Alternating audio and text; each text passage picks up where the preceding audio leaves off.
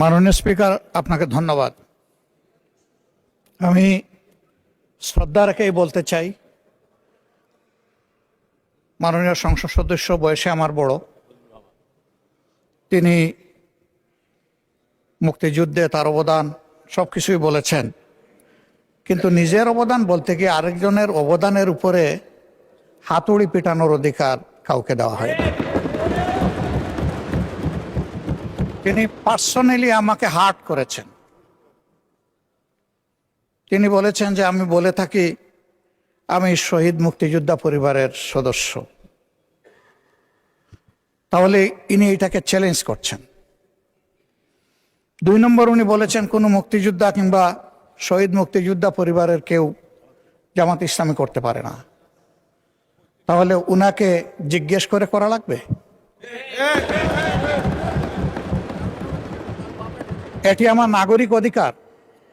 আমি কোন দল করব, কোন আদর্শ আমি অনুসরণ করব, এর উপর হস্তক্ষেপ করার ন্যূনতম কোনো অধিকার রাষ্ট্র কিংবা সংবিধান কাউকে দেয়নি।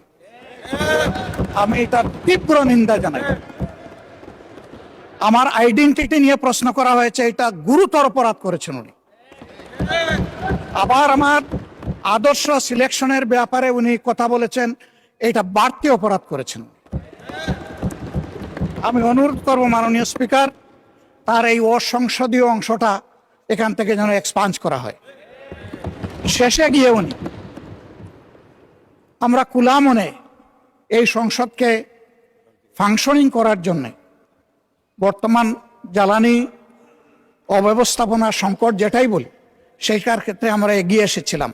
খোলা মনে কথা বলেছি, নোটিশ নিয়ে আলোচনা হয়েছে এবং পরের দিন এসে মাননীয় প্রধানমন্ত্রী একটা প্রস্তাব দিয়েছেন, আমরা সাথে সাথে এটা গ্রহণ করেছি। তিনি এইটাকে শেষ পর্যন্ত কনক্লুশন টানলেন কি দিয়ে? হ্যাঁ, যার মগজ যেরকম তার কনক্লুশন হবে সেটা।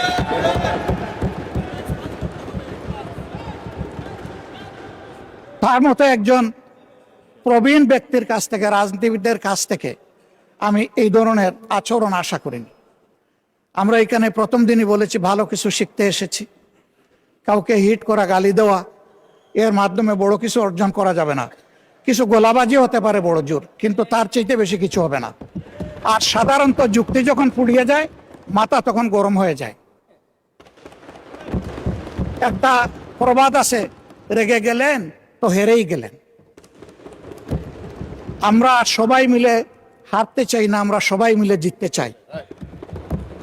এই জন্য সবাই যেন মাথাটা একটু ঠান্ডা রেখে যুক্তির সাথে সত্য নির্ভর কথাগুলা বলি, তাতে অবশ্যই দেশবাসী উজ্জীবিত হবে, এই সংসদের প্রতি মানুষের আস্থা তৈরি হবে এবং দেশটাকে নিয়ে সবাই মিলে আমরা সামনে এগিয়ে যেতে পারবো। ধন্যবাদ মাননীয় স্পিকার।